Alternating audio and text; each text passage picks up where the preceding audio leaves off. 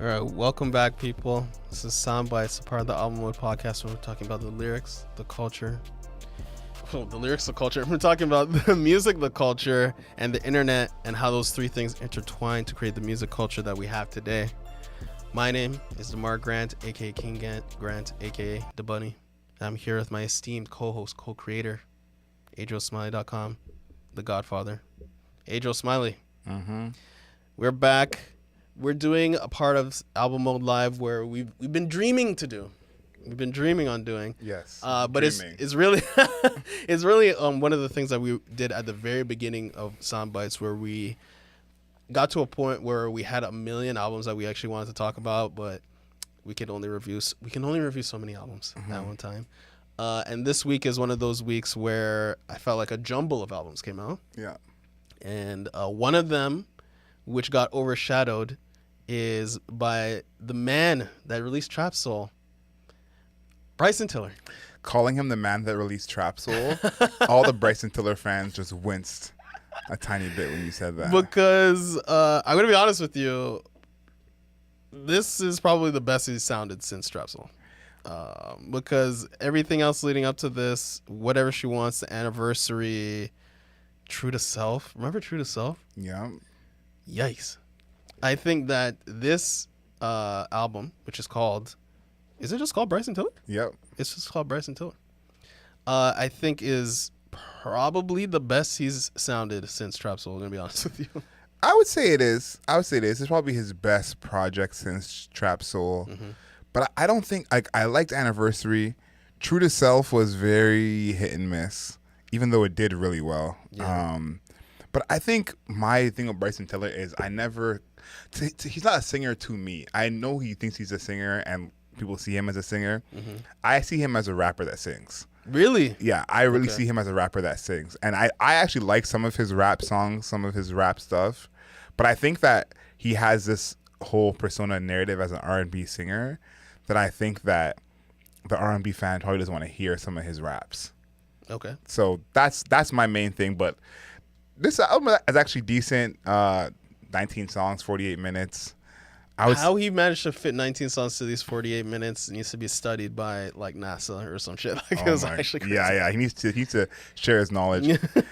To me, this project is just okay. But I think that this ultimately is going to be fine for his fan base. Like, I had a friend of mine. She literally said this to me. She said, I know his new album is going to be trash, and I'm still going to get tickets to see him. Wow. And this is what a Bryson Tiller fan is like. We need to find a person that is as faithful to Bryson Tiller as your friend here, because what the fuck? No, but that's Bryson Tiller fans. And I think that is something that he has had since the day one. That kind of no matter what he puts out, he can tour. He has people listening. People go back for more. And I do think that although his Trap Soul sound is popular now, and not as... It's not really revolutionary. It's like the norm. It's basically the sound now. And there are people who do like a better version of it. Someone like Black Eyed, someone I think of. But I still think that his voice is unique enough. His style, his actual delivery has something there. So I'm happy that he has new music out. But he did say he's taking a break. He said he's going to be designing video games. Yeah, which was so bizarre to me. And also the cover of the album is like him... Soft launch? Yeah, well, basically soft launching, but it has like, I believe that's Japanese on the cover. And he's also has, what's the name of that game, man? Where it has 2B in it. Man, I can't remember the name, but he has all of these like lines on him, like make him look cybernetic. Yes. Which is like, it's almost like Cyberpunk. There we go. But that's not the game. Two different games, but this looks like Cyberpunk, like the art and stuff like that looks like a Cyberpunk game. So I guess like it makes sense. Do I think that it's a good decision? I don't know, because he, again, to me, is the man who released Trap Soul, and I feel like he's riding a tide since then, because he has not really released anything that is burst through the mainstream in a way that Trap Soul did. Yeah, he's in a tough spot. But there's songs on this, like I like Chow a lot. Yeah, Chow's good. Chow's a lot. It's got this quick pace to it. very like we were talking about drill on the J. Cole album. This is a drill song. This is a drill song, but he's singing on it. It has a very I don't want to say stereotypical, but very cookie cutter, like that the walkie-talkie on it. Like, bro, I've heard that in every every drill song like east of the Atlantic. Yeah, I feel like Chow is the kind of song that Tory Lanez would have made if he was still out. That's what a Chow sounds like to me. Facts. Peace Interlude is my favorite song on here. The one thing I do realize about Bryson Tiller, and I guess there aren't that many new R&B artists like him that have this, where there's such a divide in his fan base. I think there's people like us who are aware of him. I think I'm probably even more of a fan than you are of some of his stuff other than Trap Soul. Yeah. But I think there's a fan base that they're tapped in like it's Frank Ocean. And I'm always Bryson Tiller. I'm always confused about that, but I think that it's happened enough times to me now where it's not just a one-off. I think that, again, to us, we're like, unless he's putting music out, we're not even thinking about him. Yeah. But there is that fan who is kind of on bated breath for whatever he has to say next. Bryson Tiller. Yeah, so listen, big up Bryson Tiller. He's still a big dog in this game, even if it's been a while since Trap Soul. But it's such a rare spot because I do think he probably never is going to get back to Trap Soul levels. Yeah. I think that's probably never going to happen. Yeah, it was anomalous, but he was also one of the standard bearers for a new sound. You know, it was kind of him and like Party Next Door a little bit before him that was really mastering that trap, but R&B, and we're singing, kind of rapping a little bit, but more so singing. So I think that when you're making a album that is such a huge standout, it was like the fucking sun, like any place, any person you hung out with, like you go to parties and people were playing Don't, like, it was everywhere. Right. And I feel as though his artistry did not catch up to it, which is fine. He's been able to do all this other stuff, release a song like Calypso, right? Yeah. Which is almost like a dancehall track. For him to be able to do songs like this, I'm like, okay, I guess, he's still existing, still creative. It's just Trap Soul was just crazy anomalous. He'll always have that name recognition, and even looking at his Spotify, he has a bunch of songs that are doing really well that we're not aware of. And so I think that he'll always be one of those people where it's like he may not have the mainstream success again, but he'll always be successful. Surprisingly, 28 million monthly listeners still to this day. So yeah, I think Bryson Tiller is one of those people who, who he is. He'll always be able to tour and do well, but you'll be like, I don't know the last song I know before this project. So he's always been one of those people. I think someone who's probably the opposite of this is Doja Cat. Okay. I feel like she always has a new song that everyone's falling in love with. And why I love her career is because she's gotten to the level where you're known for your singles. I've said this before. A certain level of artist, your album could be trash, but you have one single that catches. Yeah. People think you're still popping. And Doja Cat is of that level, but has been making good projects and having good singles. Wait, do you have a score for the Bryson Tiller one? Did you even think of a score for the Bryson Tiller? I want to leave it unranked, just out of respect. Out of respect. Yeah. Okay, I would say, at least for me, because I did listen to it all the way through multiple times, just because I wanted to make sure that I was hearing it properly. I think it's like a 6. To make sure I was hearing it properly is a crazy sentence. Like, let's please move on. Like, Bryson Tiller fans, stay with us. I think it's the production was okay. I think do his lyrics matter? He's one of those artists where I don't think the lyrics matter. No, I don't think he's ever saying something that's super important. But I think it sounded decent. So it's 6-ish for me, I guess. Doja Cat. Yes. Now we're talking, bro. Doja Cat's out here rapping. Oh yeah. Right. I really enjoyed. It's a deluxe, right? A Scarlet 2. Best deluxe of the year. Is there even another deluxe? This guy's making the wildest claims. I'm like, I'm sure there is, but I think she went 7 for 7 on this. I agree. Yeah, I think this was to me Scarlet 2 Claude. Sorry. Yeah, Scarlet 2 Claude. I think this deluxe to me is one of the biggest flexes I've seen in music in a long time, because she basically takes time to go through every single different version of Doja that she can do, and does a great job on all of them. You think about something like Acknowledge Me, where it's almost like an underground rap song, and she's rapping slowly and walking you down. Or a song like Mask, which is like almost SoundCloud rappy. Yeah. With Tizo Touchdown. Oh my God, Tizo Touchdown is making another appearance. He is sneaking onto our podcast. Yeah. Well, at one point, we're going to have to review this guy. But I think she went 7 for 7 on here. If you haven't heard Scarlet 2 yet, that's a must listen. Yeah, if you're a Doja Cat fan, it's a must spin. I would say that if you're a hip hop fan, because she is definitely, this album Scarlet was like her trying to like display the rapping repertoire, which I feel like she did. And I think the Deluxe is just like another degree. I mean, a song like Urge or even Acknowledge Me, those two tracks. Urge is the one. Urge with A$AP Rocky. A$AP Rocky also.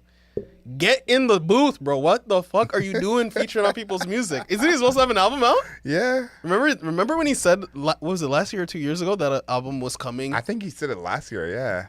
Where is it? Apparently he had some singles, yeah. Where is it that, and he had singles too. Where is it? Stop doing features, drop the album. We need the album, okay? We need the album. We need the damn album. I think that his appearance on Urge was solid. It wasn't spectacular. It was solid. But I feel like Doja Cat, you know, she good with the repetition. I think we always mention that with her music. Yeah. Really, really good on repetition. And I think that just overall her aggression was awesome. Like, it's good stuff, man. Yeah, Urge, it feels to me like an A$AP Rocky song. Me too. That has Doja Cat on it. And it's crazy to think that this far into his career, he has still some kind of signature sound. I don't say he has a couple, because this is not the main sound I think of when I think of A$AP Rocky. Yeah, the main sound is that like drawn out like Clams Casino. Yeah, Peso, Say What's Up, all that. Yeah, so he has a couple still signature sounds this far into the game.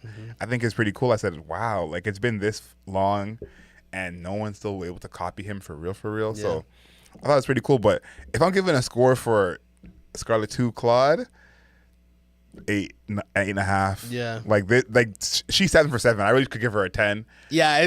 Like there's like I probably was at song 2 disrespectful, and I get this like sixth sense. It's like a musical sixth sense when the album is really good. And I said, oh my goodness, is she about to go 7 for 7? It's about to happen. I was at song 2 when I had that feeling in my chest. And I was right. She did it. So yeah, she did. Yeah, to me, Doja is the listen I would suggest to someone this weekend if they're a fan of any genre. Facts. Just because it's more diverse than the J. Cole project, and definitely more diverse than the Bryson Tiller, and it's all good. Yeah, I agree. I think it's like it's 8ish, 9ish. I think the A$AP Rocky is kind of holding it back. I'm gonna be honest. Yeah, I feel like she's just outdoing him. She's outdoing him, but he still brings the energy. Holding back is going too far. The Tizo Touchdown, I feel like is. Oh my, his verse is so insane. It's like, you know, I get why artists like Tizo Touchdown, but it's not translating. It's not translating to the listener. It's not translating to the consumer. Yeah, it feels like we have to like him.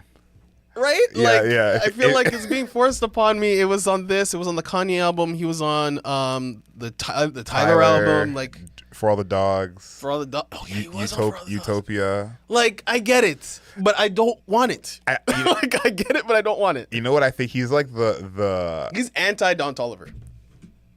That's very accurate, but he's like the artist version of an industry plant. Yeah. Like an artist plant. Yeah. Yeah. Yeah. Everybody's trying to put him on. Because I guess they like him, which is fine. I don't. Yeah, it's like the opposite of Sexy Red. Yeah, please stop. Don Toliver, he had that one spot, and then people were like, "Is this Akon?" That's how good it was. We thought it was Akon. Okay, but yeah. So Tizo Touchdown. You know, Tizo Touchdown has his own fans. I'm happy for you guys. You're getting to see him in action with all these big timers and stuff. Great. I'm out. No, he's on watch. He's definitely.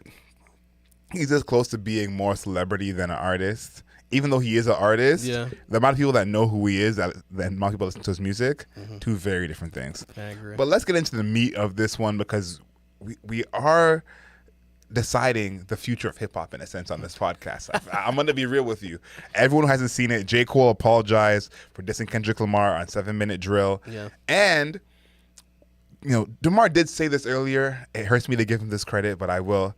He did say that J. Cole should not be in the big three. Yep. And J. Cole was just dedicated to proving him right. And he made sure he did everything in his power that DeMar felt validated. And so on this podcast, we're going to have some suggestions for who should be the new person in the big three. Now, I want to add this to start out because I think that the order we're going in might scare some people. I personally think that this big three should now just be a big two. I agree. It really should just be a 1 and a 2 and just make them separate, personally. But if it's an option that there has to be some kind of join up, it should just be a big two. I don't think any of these people actually are credible enough for me to put them as the third in the big three. Yep. But if we did have to, the world is ending, aliens are coming for our heads, we need to do this. Here's who we would choose. Now, the first couple guys I want to say are DeMar's suggestions, okay? I'll speak on them, but they are DeMar's suggestions. Okay. So this is my first one, and I think, I know everybody's going to think I'm crazy, which is totally fine. Yeet, okay? I think Yeet has, basically, I feel like he's captured so many people. I feel like he's captured so many people in like an underground sense. If you're watching this and you don't know who Yeet is, please comment that you don't know who Yeet is. Yeah, please say that. I feel like he's captured so many people in an underground sense, and I feel like he's like the underground king to the two other people, right? So your people are like, oh, you know, there's like people, J. Cole and Kendrick and Drake are battling on like the same mountain, blah, blah, blah. I'm like, no, this guy's actually just the king of the underworld, right? Everything that's happening on the mountaintop, he's on the underworld, you know, gathering up pretty much every single person. Rage, right? I would say he's kind of like the king of rage right now. Maybe, I would say he's the king of rage right now. Yeah, he definitely is the king of rage. So that's my thing. I'm like, he's the underworld boss. You know, everybody else is doing these things on the surface, but he's the underground king right now. Before we get to our next person who's aligned with this person, Yeah. well, technically they're not aligned. Yeah. But Similar sphere. I think for me, when I think of the big three, it's a level of importance as well. I think that the one thing I did have to give you when you took all these shots at J. Cole that hurt me as well was he's a little bit less important than Kendrick and Drake. Right. And I think that that's what I'm thinking of when I think about the big three is, does your influence really put you on this level? And Yeet is someone who I think is well below these two. But 5 years, 10 years, who knows, you could be right. Right. So then we'll go to my next person. It's Playboi Carti. Right? Which is literally what we're talking about. Influence, massive influence. Massive influence. It's like this entire rage sound comes from him, right? It flows through him. Yeah. Right? Then he has like the double voice where he has the Cartonese thing and then the dark voice that he now is using. Collaborating with pretty much everybody. His fan base is like it's Kanye like. The way that people are just like totally all over anything he does. He had that collaboration with Camila Cabello. Yeah. And you could just look at the comments on the YouTube video, and it was like the Camila fans are like, what is this? I don't really fully understand. And like all of the Playboi Carti fans are like, oh my God, it's another music 2024. I can't believe that he's here. What is this combination? Like, this is our goal. Like, you know, Carti fans have that sprinkle I talked about before of anything he does is just automatically fire. I do think he is one of the unique people we're going to talk about here because he is still almost so underground that the cool people, the artists know of him. Yeah. But I think like Camila Cabello in that instance, her fans are just like, who the fuck is this? And I think that's another part where I think he once he crosses over properly, I think that would make more sense. But he's had enough hit songs that you would think more people would know about him. Yeah. And I told you this before, not even a month ago, I explained to someone who Playboi Carti was from scratch. Like, they had no idea. They said, the name sounds familiar, like maybe, but maybe I don't know any songs. And to think of him having all this influence and still being kind of in that underground where it's like if you know, and you're familiar. But I think that for me, But he also has songs with Madonna and The Weeknd. And that's my point. Is like I think that he has some songs with some of these huge artists where it's like even Fiend with Travis Scott was a huge song last year. Yeah. So it's like I would think he would be more mainstream, but somehow still is not. And I think that's part of his allure, is that he has all these huge songs, all these hits, but remains underground in a way, which I think he even has songs that. Sorry for interrupting you. He even has songs that are hits that don't exist. Yeah. You know, like the Kid Cudi. Well, Kid Cudi ended up coming out, but yes. But then it didn't. It was on a whole lot of red. Yeah, but it's not the true version though. Yeah, yes. It's not the real version. And then he also has, what's that other song that's doing its thing on TikTok right now? But he also has another song. I cannot remember the name of it right now. But he has songs that like don't even come out, and people are like, "This is the best shit ever." Right? That's some Kanye shit. I think that's a good parallel of that, some Kanye type shit. Yeah. I think maybe in 10 years he's someone we could revisit, because I think right now the mainstream still is part of who decides who the big three is. I think someone like Kendrick Lamar is a great example where everyone knows who Kendrick Lamar is. Not everyone can name you 5 songs, 10 songs, but they know who he is, know what he's about, know what he stands for. They maybe can tell you what label he's even on. Yeah. So I think that is something that Cardi is still working towards. Okay. So are we going to go for my next person? So my next person, which I legitimately actually think should be seriously considered, Tyler, the Creator. Yeah. Tyler, the Creator, I mean, you know, he's made 2 classic albums now, or I would say 2 extremely critically acclaimed. They're selling, you know, they're going number 1. I feel like people talk about Tyler, the Creator all the time. And he's very visible, extremely visible, very iconic look, right? Like the fashion, he has a very, very strong like influence on fashion, right? I feel like his rapping he's also from the same time period as Drake and J. Cole and Kendrick Lamar. I think that most people don't associate them at the same time, but like Goblin and Bastard, that was like 2009, 2010, 2011. That's when Kendrick Lamar and Drake and J. Cole were making music. It's just so that he's risen to like mainstream prominence more recently. Yeah. But he is actually that when Drake was, you know, dropping So Far Gone and Nothing Was the Same and shit like that, you know, you had Tyler, the Creator, talking about, again, doing like Goblin and what's the one that I'm missing right now after Goblin? Wolf. Right? So there's shit like that. And that was happening at the same time in like almost like a parallel dimension, I feel like. I think Tyler is one of the most credible of all these for this spot.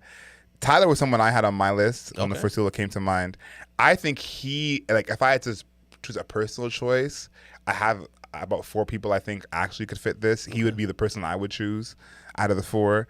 But I think the one thing about Tyler is somehow it still gives the energy of the little brother of the Drake, J. Cole, Kendrick, even though they did come up in the same era. Somehow it's feeling as if he's the little brother of that era. So I think that's a little bit weird. And I do realize that he probably is the artist who has ridden the ride of critical acclaim, people not liking his albums, people knowing who he is but thinking he's weird. Yeah. And I think that he's winning over a lot of those people right now. Over the past 2-3 albums, people, okay, I know who Tyler is. He's that kid who's always yelling, all right? I know who Tyler is. Now it's like, oh, I like his style more now. Oh, I like his music more now.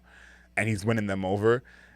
I think he's still in need of that big hit. I think See You Again was that earlier. Earthquake was obviously a huge song. Same with New Magic Wand. But I think that for that radio listening crowd, there's nothing really there for them. Yeah.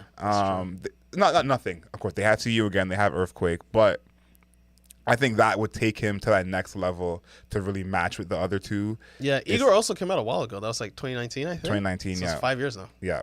So he's missing a little bit on that.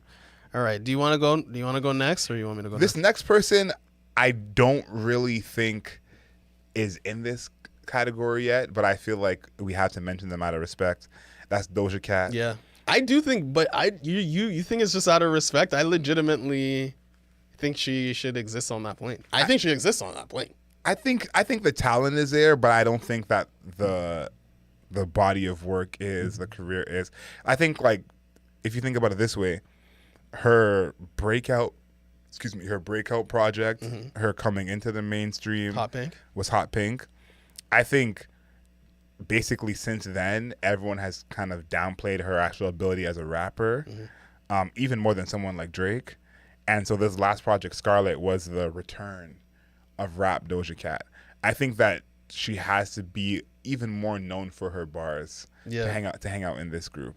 Yeah, I think also one thing that is going against her in this situation is the fact that she's a woman.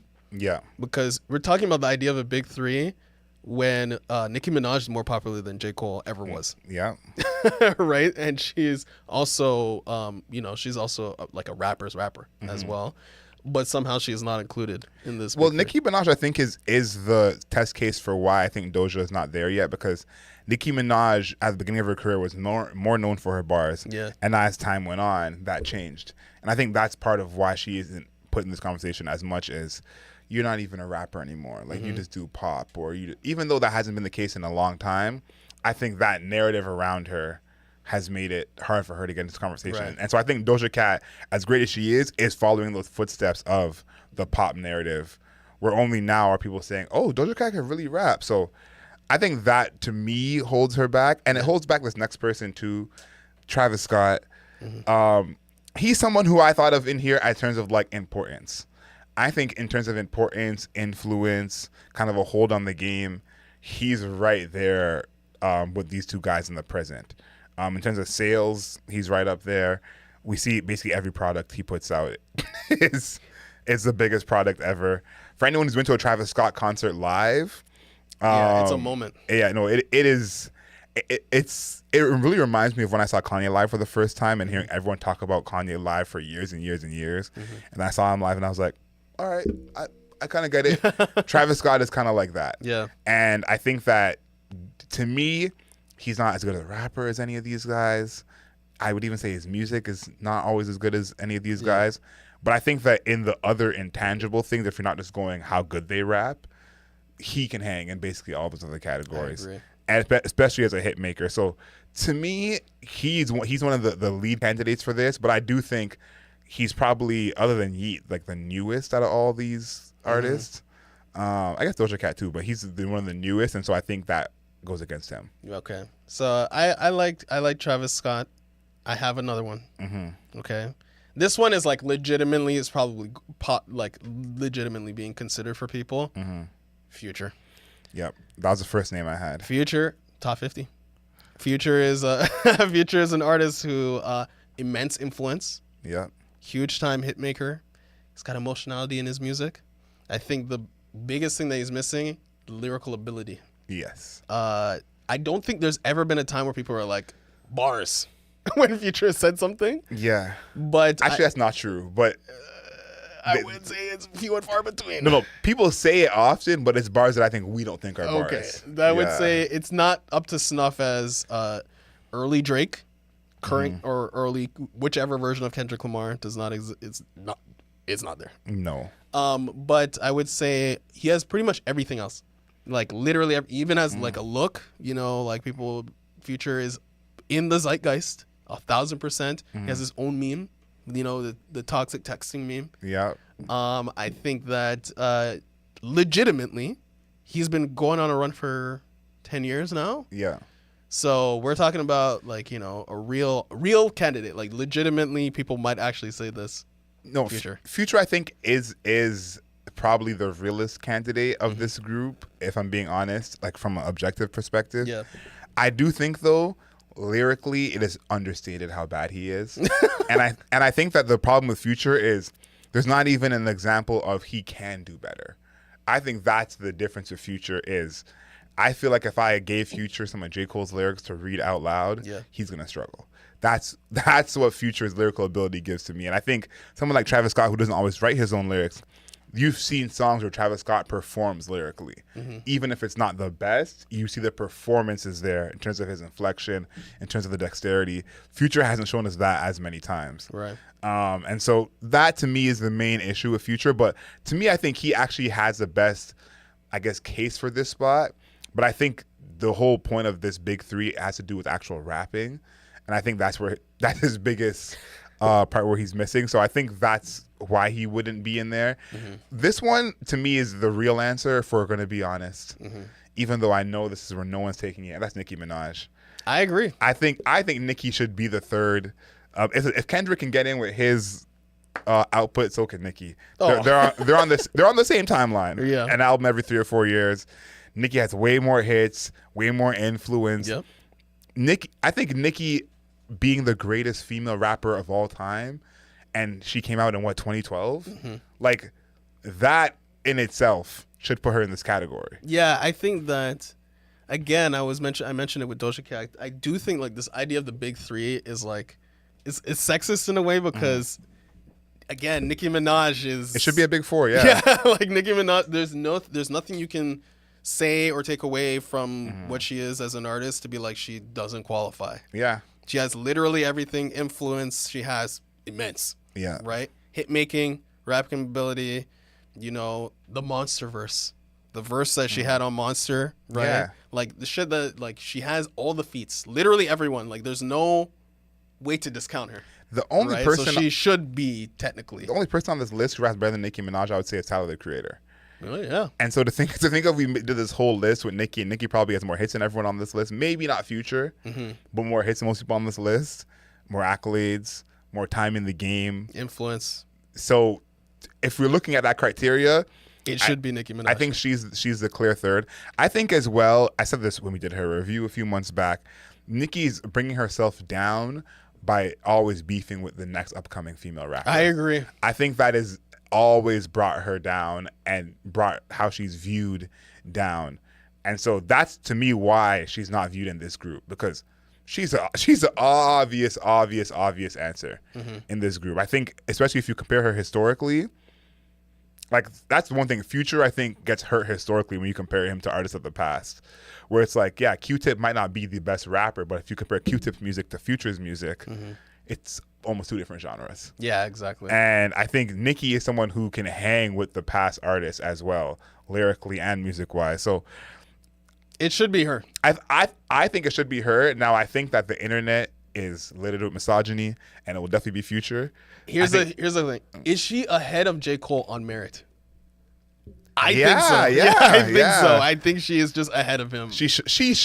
She should be. Because I think they were talking about this last week on the Joe Budden podcast about how she did 5 shows in New York, all in arenas.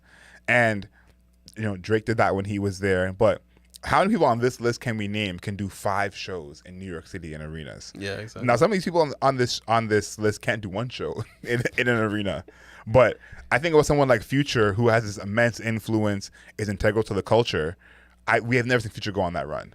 We've never seen Future do back-to-back nights in an arena in City X. And to me, that's what I'm with. Once I see Future do those things, I think he'll have more of a case. But I think even the space and success-wise between him and Nicki Minaj is clear in that sense from, okay, when she goes outside, it's a very different energy than when Future goes outside. Yeah. So Nicki Minaj, legitimately a member of the big three, and she's like a serious one. Yes. But again, that's what I was saying. I'm like, it's low-key like a sexist thing, because I'm like, she should be ahead of J. Cole. Yeah, she's ahead of J. Cole. Like, there's nothing that J. Cole, literally nothing that J. Cole really has over her. So yeah, I think in 2024, I'm going to try and call it a big 4. Yeah.